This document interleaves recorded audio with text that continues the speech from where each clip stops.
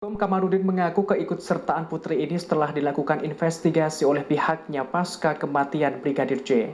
Hal tersebut menjadi fakta baru dari temuan pihak Kamarudin, sehingga ada 3 pelaku penembakan yakni Ferdi Sambo, Baradae, dan Putri Chandrawati. Kamarudin menduga senjata yang dipakai Putri buatan dari Jerman. Lantas hakim bertanya kepada Kamarudin dari mana mendapatkan informasi tersebut. Namun Kamarudin tidak mau mengungkap identitas informan yang mengungkap peran Putri ikut menembak. Hakim pun tidak memaksa jika Kamarudin tidak membeberkan identitas informan itu.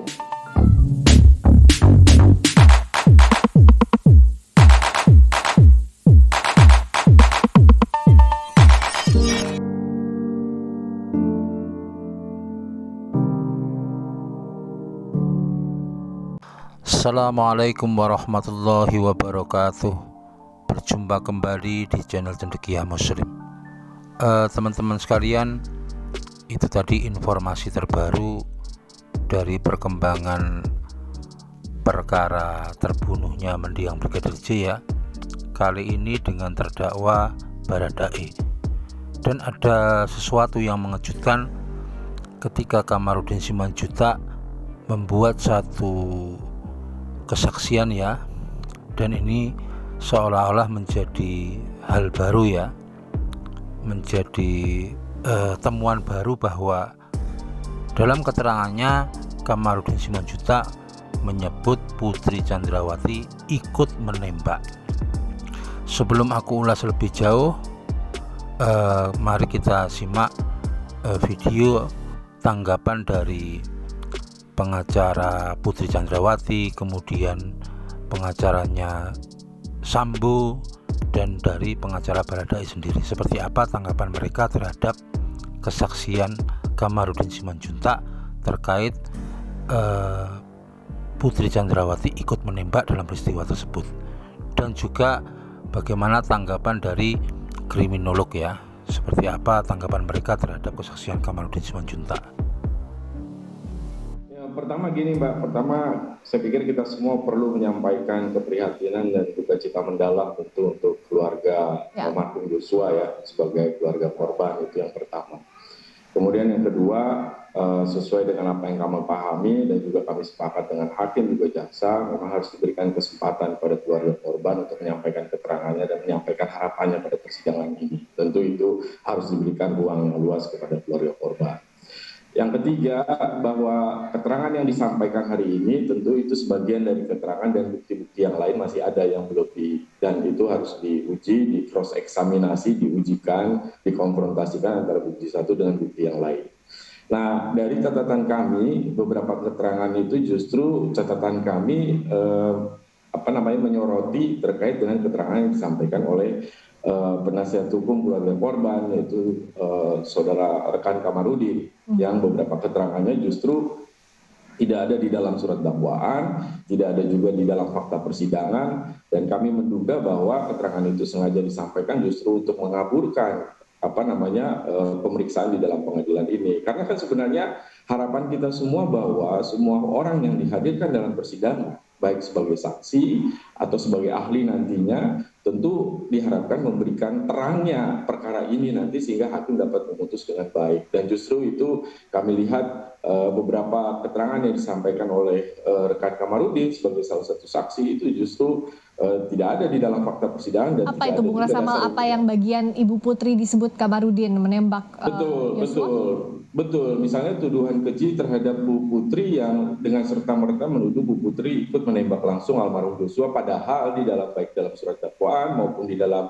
bukti-bukti dalam berkas perkara di fakta persidangan nanti juga disajikan, itu tidak ada sama sekali menyebut bahwa Bu Putri melakukan penembakan langsung. Jadi ada cerita-cerita baru yang disampaikan, dan itu beberapa kali diingatkan oleh majelis hakim, dan tetapi yang bersangkutan tetap menyampaikan itu seolah-olah memang mau membangun narasi dan menggiring opini publik.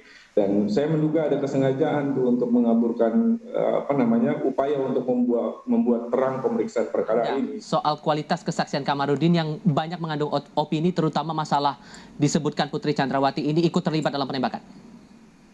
Ya, seyogianya pada konteks kesaksian jangan opini ya, tapi lebih pada fakta.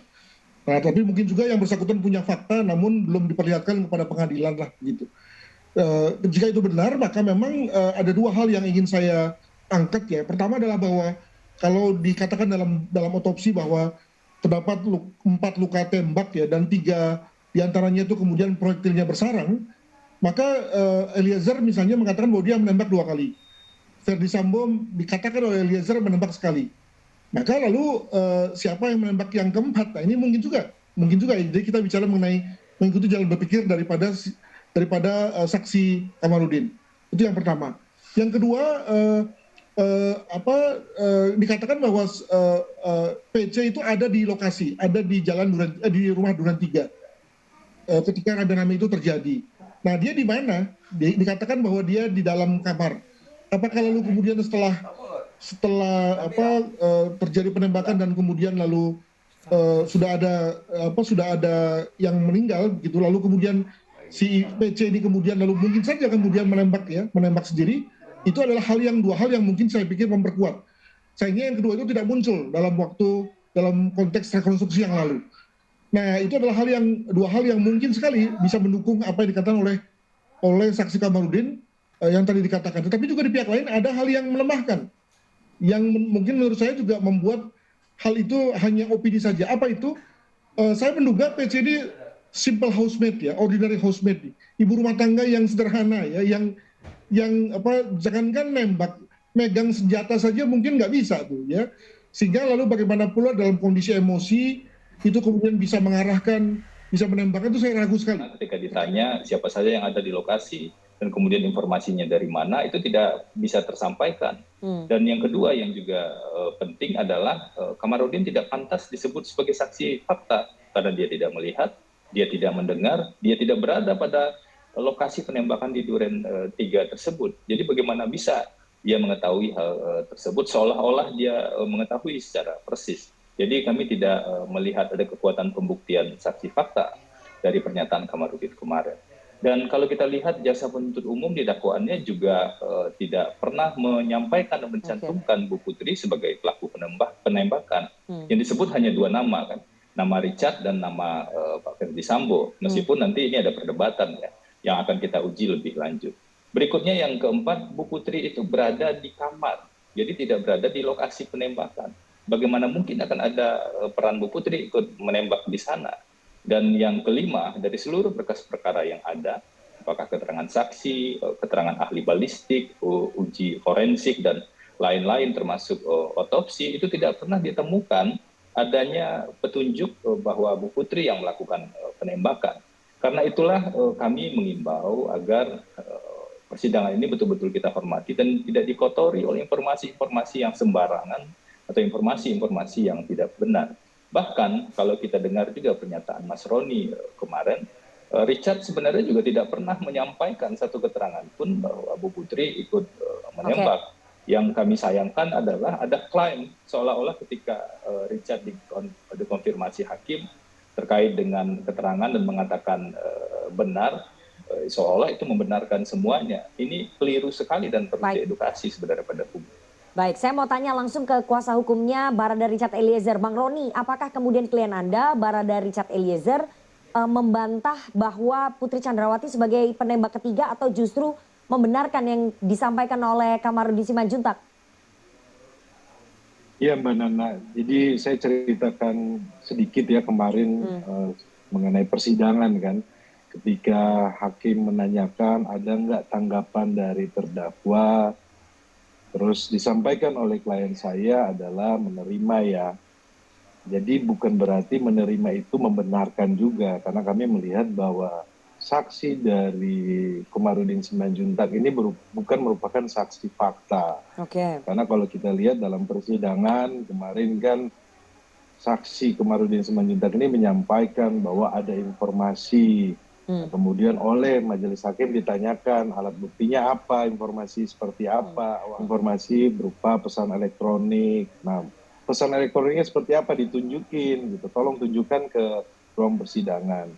Itu yang pertama. Yang kedua juga pun jaksa ikut menanyakan kalau ada informasi yang belum disampaikan dan belum menjadi bagian alat bukti, tolong sampaikan kepada jaksa penuntut umum. Nah, kami melihat bahwa kesaksian dari saudara Kamarudin Simanjuntak ini hanya berdasarkan informasi Jadi kami berpikir bahwa keterangan saksi oleh Komarudin Simanjuntak ini bukan merupakan saksi fakta ya, sehingga kami berpikir ya sudah, itu sudah disampaikan, kita minta supaya masuk ke agenda saksi yang berikutnya. Menurut kami kan hadirkan saksi dari keluarga korban yang merupakan saksi fakta, dan setelah kita gali keterangan saksi berikutnya. Jadi seperti itu suasananya sebenarnya Mbak Nana. Oke, itu suasananya, tapi saya ingin dapatkan faktanya. Apakah klien Anda membantah bahwa Putri Chandrawati ikut menembak Brigadir Yosua? Itu dulu yang perlu dijawab. Karena dalam BAP-nya Richard Eliezer itu tidak ada, dalam konstruksi dakwaan jaksa juga tidak ada. Jadi memang bukan Betul, Putri Chandrawati tidak ikut menembak ya? Menurut Richard Eliezer? Tidak ikut menembak. Oke. Tidak ikut menembak.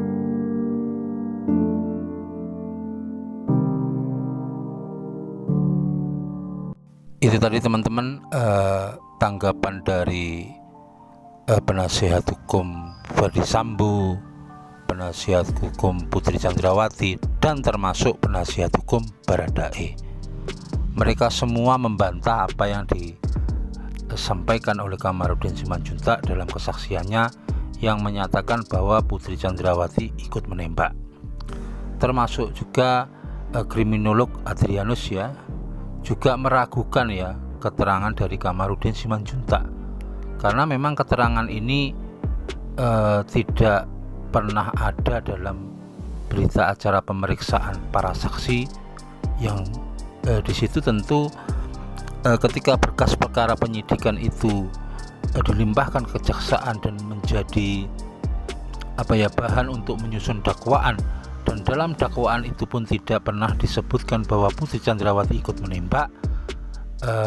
Tentu apa yang disampaikan Kamarudin Simanjuntak itu di luar hasil dari berita acara pemeriksaan saat penyidikan ya, entah itu dari keterangan saksi maupun dari alat bukti yang lain ya, termasuk keterangan ahli yang melakukan uji balistik, kemudian forensik dan lain sebagainya.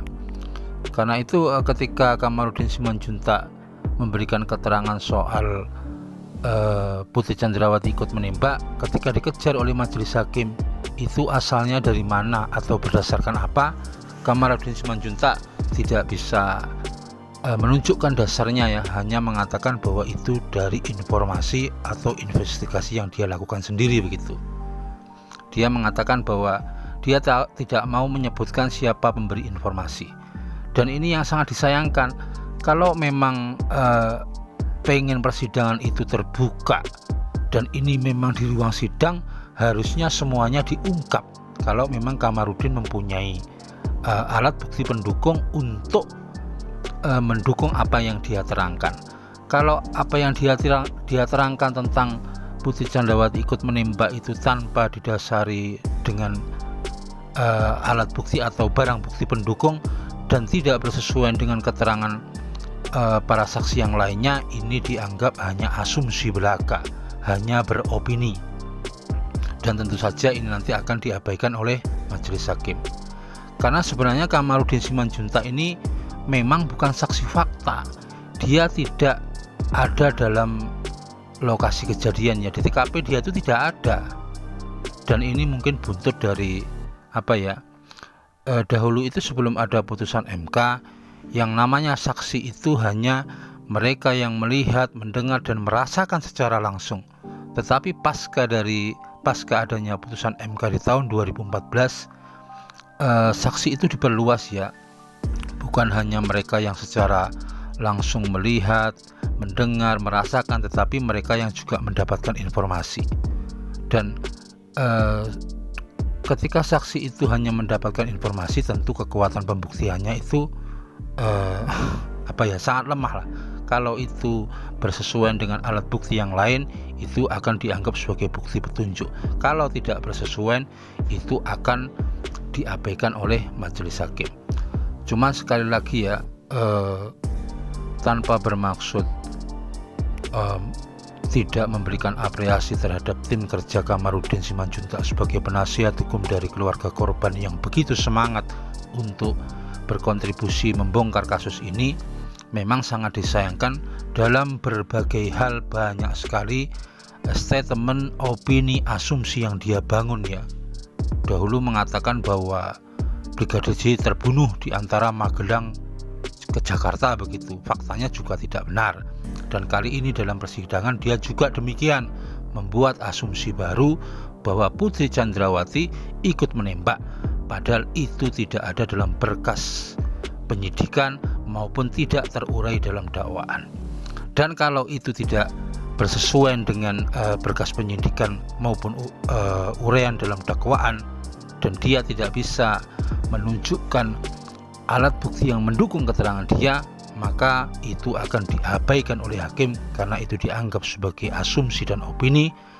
Dan kalau ada pihak yang keberatan terhadap keterangan Kamarudin Simanjuntak soal itu, kalau itu tidak bisa dibuktikan kebenarannya, maka dia bisa dijerat dengan pidana keterangan palsu atau sumpah palsu pasal 242 KUHP ya. Ini resiko bagi orang yang memberikan keterangan palsu di bawah sumpah. Tetapi ya persidangan ini belum berakhir. Apakah nanti yang fakta yang terbukti itu adalah seperti apa yang dikatakan oleh Kamarudin Simanjuntak, ataukah itu hanya asumsi dari Kamarudin Simanjuntak?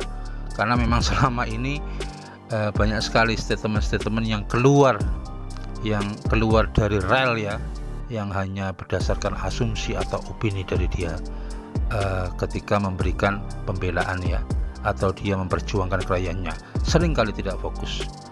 Tetapi seperti apa ya, kita tunggu aja besok fakta persidangannya seperti apa, apakah Putri Chandrawati ikut menembak ataukah tidak. Meskipun banyak orang meragukan apa yang disampaikan oleh Kamarudin Simanjuntak karena itu tidak bersesuaian dengan berita acara penyidikan maupun uraian dalam dakwaan JPU. Demikian teman-teman, kurang lebihnya mohon maaf. Assalamualaikum warahmatullahi wabarakatuh.